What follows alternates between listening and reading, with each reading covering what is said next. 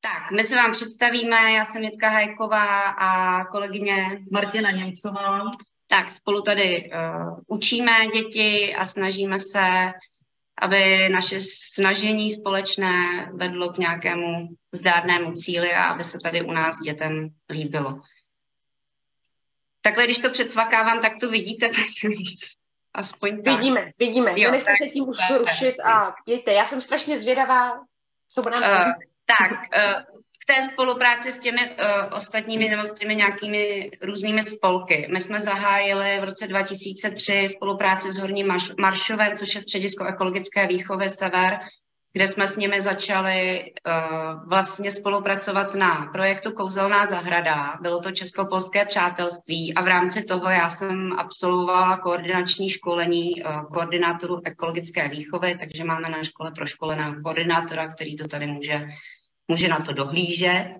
V roce 2007 jsem ho ukončila a v tom roce 2007 až 2012, to jsem byla na mateřský, takže úplně nevím, jak to tady probíhalo třeba v rámci tady té spolupráce. Vím, že nějaká probíhala, ale asi to nebylo v té formě, jako to bylo po mém návratu z té mateřské. Z některých těch projektů, na kterých jsme spolupracovali právě se Severem, tady chci jmenovat třeba Škola září nejen v září v roce 2016, kdy byla instalovaná fotovoltaika na školu. Je to teda jenom jeden panel a osvětluje vlastně prostranství před školou. Když jdeme ráno do práce, je tma, tak nám to tam osvětluje právě tady ta fotovoltaika. Ještě jsem tam vynechala jeden projekt, to bylo režim pitný, ten je nutný, to je zase umístění nerezového pítka na školní zahradě a následně různých dalších pítek pro ptáčky. V roce 2017 až 2019 bylo v rámci místně zakotveného učení projekt Muchova lípa, o které bych vám za chvilinku ráda pověděla trošku víc. Pak jsme v roce 2019 až 2020 se účastnili programu Mistři kolegiální podpory, o tom bude mluvit kolegyně Martina trošku víc. A i v rámci té kolegiální podpory vznikaly různé výzvy, když byly zavřené školy v covidu. A v současné době samozřejmě realizujeme ekologické projekty, hodně se účastníme soutěže Zelený pardoubek. V loňském roce jsme dostali ocenění odborné poroty a ceny veřejnosti za projekt Jací jsme plejtváci, bylo to o plýtvání potravin. A v letošním roce jsme ukončili právě zdárně projekt Vědecká konference s energií na energie. A o tom bych vám, když tak řekli, něco ještě ke konci. Tak, ale teď k Muchově lípě. Tak, Muchova lípa je strom, který je tady u nás v Lukavici a my jsme na ní postavili ověřování metodiky místně zakotveného učení, což bylo nově vznikající metodika právě na udržitelnost a nějaký rozvoj obce v rámci spolupráce třeba i s místní komunitou, se zastupiteli a tak dále. Tak, k Muchově lípě. Její stáří je 150 plus, spíš to plus, možná 2x 150 plus, protože to úplně jako nevíme, nelze to odhadnout. Leží v okrajové části obce, kousek od cyklostezky a Muchová se jmenuje proto, že Alfons Mucha vyobrazil tuto lípu v naší obci na svém obraze ze slovanské epopeje Přísaha o mladiny pod slovanskou lípou. Tady je když tak ten obraz. A to je naše Muchova lípa, ta vzadu. Tak, v roce 17-18 jsme se zapojili do toho ověřování metodiky v rámci projektu Civis zaostřeno na občanské a sociální kompetence. Zde jsme dostali mentora, který nám s tím hodně pomáhal, byl to Pavel Kaplan. Zapojili se do toho 2 pedagogové, já a kolegyně Blanka. A účastnilo se z toho asi zhruba 30 dětí, 3., 4., 5. třídy. Ještě bych chtěla říct, že jsme jenom první stupeň, to znamená, že my nemůžeme pracovat se staršími dětmi, my to opravdu jedeme od 6 do těch 11 let, ale je to super. S Blankou jsme se účastnili různých školení, kde nám vlastně bylo sděleno, jak to máme pojmout celou tu výuku a pustili jsme se do toho. Procházeli jsme takovým labirintem, kdy jsme nejprve poznávali sami sebe. Byla to opravdu metodika, kterou jsme měli za úkol ověřit, to znamená, ty kroky jsme si moc nevymýšleli, i když nemůžu říct, že bychom si úplně něco nedomysleli, ale snažili jsme se držet opravdu té předepsané metodiky, abychom věděli, jestli bude funkční. Takže tady děti poznávaly sami sebe, myslím, už je to trošku dávno, tak úplně nevím. Bylo to hmat, určitě podle smyslů jsme se nějak poznávali.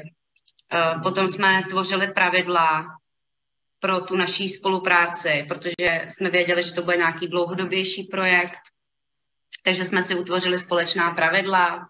Pak bylo zapotřebí poznat to okolí. Poznávali jsme v létě, v zimě, venku, v lese, na školní zahradě, kde to šlo. Bylo to teda jenom v rámci té obce, protože nám šlo o tu obec, něco udělat v té obci. Pak děti vytvářely pocitovou mapu, té se zúčastnili i rodiče, kteří dostali takovou pocitovou mapu domů. A do té pocitové mapy vyznačovali různými barvami podle legendy předem určené místa, kde se jim v obci líbí, místa, která jsou pro ně nebezpečná, kam neradi chodí, místa, kde se třeba bojí chodit, místa, kam by rádi chodili, ale nechodí, protože je tam nějaká překážka. A z toho nám potom na konci vznikla taková společná pocitová mapa, ze které jsme mohli vycházet. A na základě které jsme si mohli zkusit i hru v rolích, kdy jsme opravdu děti rozdělili do takových skupinek, vylosovali si lístečky, měli jsme takový daný trošku umělý problém, byla to, tuším, tenkrát nějaká skládka za obcí a oni jakožto obyvatelé obce se k tomu měli vyjadřovat. To jsme si zkusili, protože jsme následně ten svůj projekt, který jsme vymysleli, šli prezentovat opravdu na zastupitelstvo, takže jsme chtěli dětem ukázat, že můžou nastat překážky třeba i v té komunikaci mezi těmi zastupiteli. Někomu se to může líbit, někomu se to líbit nemusí. A tady teda předkládáme návrhy těm zastupitelům. Ty návrhy děti vymyslely 3. Vycházelo se z té pocitové mapy a vlastně všechno nám to vycházelo do té jedné části obce, kam se všichni trošku bojí. Kde je ta Muchova lípa? Je tam takový starý dvůr, kde bydlí lidé, kteří se o to moc nestarají, je to tam trošku strašidelné, je pravda, že když jde člověk kolem, tak chce už být hodně rychle pryč. U toho dvora, vlastně součástí toho dvora je takový erb, kdy prvním návrhem bylo opravit bránu, včetně toho erbu u dvora. Tam jsme třeba už začali narážet při té diskuzi s těmi zastupiteli na nějaké ty překážky. Zjistili jsme, že vlastně třeba ne všechno patří obci a že na opravu takových nějakých památek musíme mít i souhlas zrovna aktuálního majitele, což zrovna v tomto případě úplně nešlo, nebyl souhlas. Další návrh byl lokalita mostu v Aleji, to je kousek od toho dvora, tam zase kluci, páťáci tenkrát chodili, že tam byl nějaký most a teď tam už není, že se ten potok tam nedá přejít, že by chtěli z těch trosek obnovit ten most. Ale naráželi jsme i tady na to majetkové vlastnictví, takže po konzultaci se zastupiteli jsme vybrali z ostatních návrhů úpravu okolí Muchovy lípy. Tam nám byla teda přislíbená obcí pomoc jak materiální, tak finanční i vlastně fyzická, kdy pánové z obce nám potom následně pomáhali s úklidem v okolí. Tak, tady třeba vidíte úklid té Muchovy lípy, kdy nám obec opravdu přistavila třeba takovýhle nějaký kontejner. Děkuji. Pak vznikla lavička, vzadu je ta Muchova lípa. Následně jsme měli setkání u Muchovy lípy, kde jsme ten projekt museli prezentovat, nebo bylo to součástí celého toho programu, toho místně zakotveného učení, takže jsme uspořádali setkání u Muchovy lípy, kam byli pozvaní zastupitelé, byli tam pozvaní hosté ze severu a zúčastnili se i rodiče a široká veřejnost. Vystoupily tam mažoretky naše školní, složili jsme tam osobní slib té lípě, zazněla tam báseň o lípě, to bych vám tady ráda přečetla, ale nevím, jestli já se s tím domyslím. To přečetla. Tak to složila to rodina Halberštátová, místní rodina, měly to děti jednou za nějaký domácí úkol, tak tato báseň vznikla. V Lukavici mnoho vzrostlých stromů máme, ten nejslavnější muchovou lípou nazýváme. Mohutné větve před Alfonzem rozložila a slavného malíře tím tenkrát okouzlila. Do velkého obrazu jí zasadil, přísahu omladiny pod ní doladil. Dokonce i lidské životy zachránila, když před bouřkou se děvčata pod ní schovat chtěla, z dutiny stromu náhle zvířata vybíhala a pištěním je polekala. Hlouček nohy na ramena vzal, v zápětí do lípy velký blesk těl. Dnes k ní pohodlnou lavičku dáme a na naše předky tak zavzpomínáme. Takže opravdu jsme tam položili tu lavičku, takhle vypadala ta slavnost. Tak, ale tím to nekončí. Tady bych chtěla třeba ukázat tu udržitelnost, kdy jsme na Den země v dubnu roku 2019 nominovali muchovou lípu do ankety Strom roku, čímž se rozjel trošku další takový kolotoč, protože jsme postoupili do finále mezi 12 stromů v České republice. Takže se zahájila kampaň na sběr hlasů, což bylo online hlasování. To je tedy náročné, sehnat spoustu hlasů na online hlasování. Probíhala i putovní výstava, kdy nám právě z Brna bylo zaslány fotografie všech těch stromů aktuálního ročníku, všech finalistů, kdy jsme tady měli takové sousedské posezení pod lípou v létě, s představením těch ostatních stromů. Všude jsem vozila letáčky, rodina už se mnou nikde nechtěla jezdit, protože jsem byla všude úplně trapná, z auta jsem tahala ty stohy těch letáků a všude to rozvěšovala po všech festiákách. A Muchově lípě asi ode mě všechno. Já vám děkuji teď za pozornost a předala bych slovo Martině. Dobrý den, dámy a pánové, kolegové. Já jsem si pro vás připravila takový projekt, který jsme realizovali v letech 2019 přesahem až do roku 2021 v rámci mistrů kolegiální podpory a to byl projekt čtveroročních období na školní zahradě. Moje prezentace, nebo tady vlastně pro vás připravená prezentace, za prvé ukázka toho, jakým způsobem jsme to realizovali a zároveň by pro vás mohl být takový mini přínos v tom, že je to kompletní návod, jak to můžete udělat vy. Budu hrozně šťastná, když si z toho něco vezmete nebo využijete, protože potom to má smysl a není to jen tak vlastně prezentovaný projekt.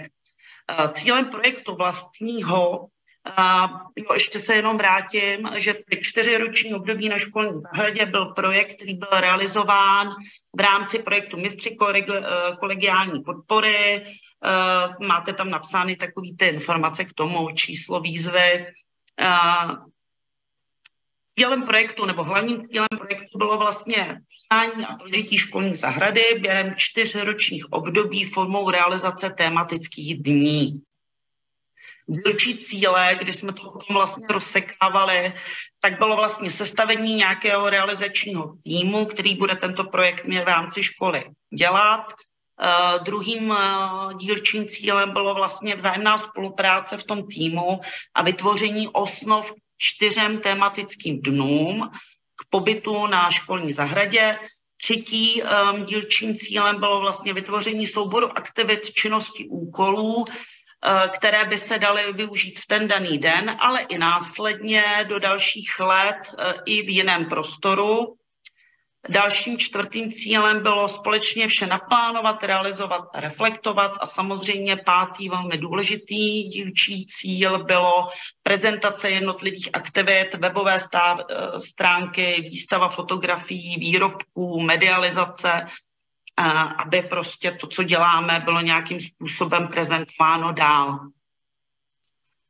Když jsme uvažovali nad cíli a dílčími cíly, tak samozřejmě jsme se nějakým způsobem potřebovali i určit nebo říct aktivity, které vůbec budou vést k tomu, aby ten projekt byl sám o sobě úspěšný.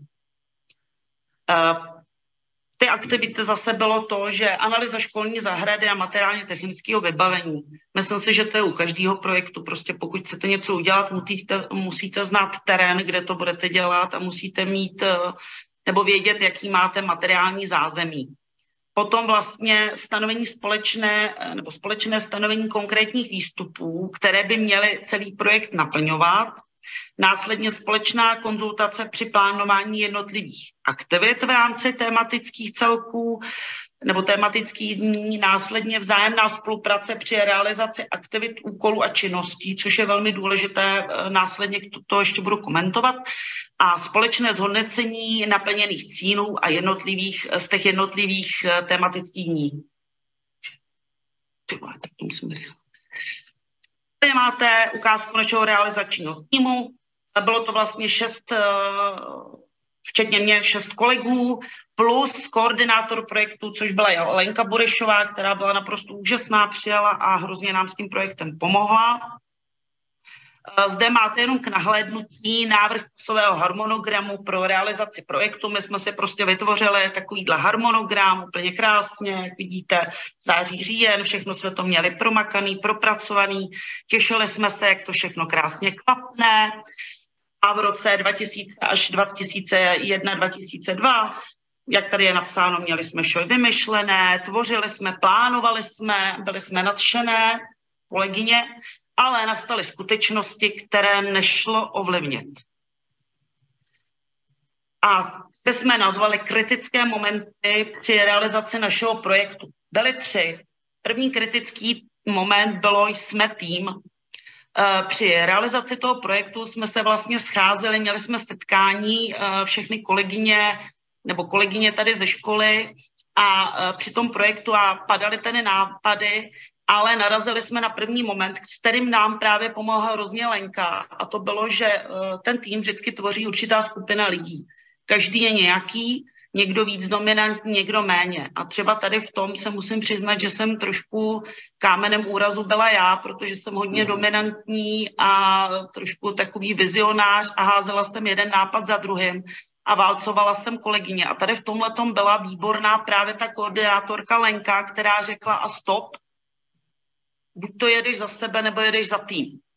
A musím říct, že jsem se s tím musela trošku vnitřně poprát, ale nakonec došlo k nějaké shodě a vzhledem k tomu, že se tady vlastně s kolegyněmi, za prvé jsme malý tým a za druhé se velmi dobře známe a jsme zvyklé spolupracovat, tak jsem upozadila svoje velké ego a skutečně jsme pracovali v týmu a vzájemně jsme se podporovali a měli jsme všichni stejný prostor, protože to je nejdůležitější nebo jedna z nejdůležitějších částí, aby nikdo při realizaci projektu neměl pocit, že je pouze nějaký jako boční účastník, ale že je prostě aktér, že je tam důležitý.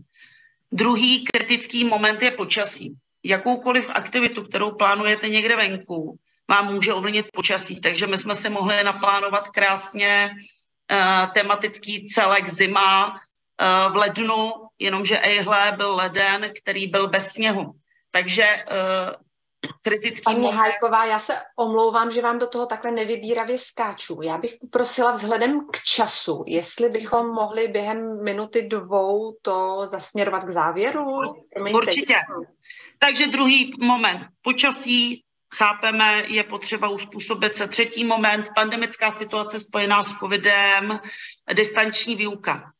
A krize přináší změny. Právě byl zajímavý moment, kdy přišla pandemie a my jsme se lekli, že vlastně projekt jde do kopru a nebudeme realizovat nic, tak padl nápad, zkusme to pustit dětem do obyváků domů. Takže jsme se rozhodli, zrealizovali jsme výzvy, které jsme posílali žákům. Museli jsme projekt přeorganizovat a co týden jsme posílali dětem nějakou výzvu, která byla spojená právě s tím daným tematickým dnem. A pozitiva výzev, to, co v podstatě ten projekt zajímavě nakonec přinesl nejzajímavější, že vlastně práce těch dětí, kterým chodili domů formou mailů výzvy, takže vlastně z frekventantů se stávají tvůrci, to znamená z dětí, kde se v běžném projektu jenom najednou byli sami tvůrci, realizátory. Druhé velké pozitivum, že vlastně děti si sami museli plánovat a organizovat na vlastní zahradě ve vlastním prostoru domova tu výzvu. Museli být kreativní, to znamená, museli si uspůsobovat vlastně, jakým způsobem ty úkoly budou plnit nebo je modifikovat, aby to doma vůbec zvládli. Další velké pozitivum bylo vlastně zapojení ostatních členů rodiny. To znamená, že výzvy plnila celá rodina, takže vlastně nejenom děti, ale všichni, kdo doma byl v té době vlastně toho covidu, protože se potřebovali pomoct materiálem, eventuálně potřebovali nějaké těžké věci přinést, natáčet. Poslední překonání studu a ostychu, prezentaci svých výsledků na počítači. To zase ještě, že se děti vlastně učily s počítačem, pracovaly vlastně dál a vůbec nebát se a ukázat, co jsem dělal doma s rodinou. Negativa výzev byla to, že do výzev nebyli zapojeni všichni žáci, protože všichni neměli tu možnost a tu podporu právě doma, aby byli schopni výzvu zrealizovat a samozřejmě občasná špatná kvalita výstupu od žáků, protože ne každý rodič a každé dítě bylo v rámci technologií zběhlý. Tady je vlastně skutečný harmonogram, který vidíte, že byl úplně jiný než ten původní, protože už byl rozsekán na ty samotné výzvy. A úplně závěrem, protože čas nás tlačí, tak alespoň takových pár fotografií z toho, jak výzvy vypadaly. Tady byly vlastně výzvy podzimní, které byly částečně ještě realizovány ve škole, ale částečně už doma. Tady je to se zimy, tam jsme stihli kousek ve škole, část děti realizovali doma. Tady je jaro, byla vlastně celá realizovaná doma. Tam už vidíte i ty jednotlivé výzvy, které děti dostávaly. Léto opět část ve škole, část realizováno ještě doma. A úplný závěr. V podstatě můžeme říct, že veškerá ta energie a práce, která byla vlastně vynaložena, tak byla i zúročena. Tím, že děti měly radost, byly nadšený, bavily je ty činnosti. Zároveň v rámci těch výzev, které šly ven vlastně rodičům a dětem především v té době toho covidu a distanční výuky, měli zpětnou vazbu v tom, co nás hrozně potěšilo, že vlastně jak rodiče, tak děti psali nám, učitelům, jaká bude další výzva, že už se těší a že je to pro ně naprosto úžasná věc, protože jim to zpestřuje vlastně ten pobyt doma a zároveň je to pořád dává do té velké vzájemné spolupráce a my jsme všechny ty fotografie těch dětí následně okamžitě prezentovali na stránkách školy a musím říct, že návštěvnost byla obrovská, protože prostě ty děti si alespoň tímhletím způsobem mezi sebou komunikovali a zjišťovali se, jak se mají. Takže já vám děkuji za pozornost, omlouvám se za ten rychloběh a přeji hezký den.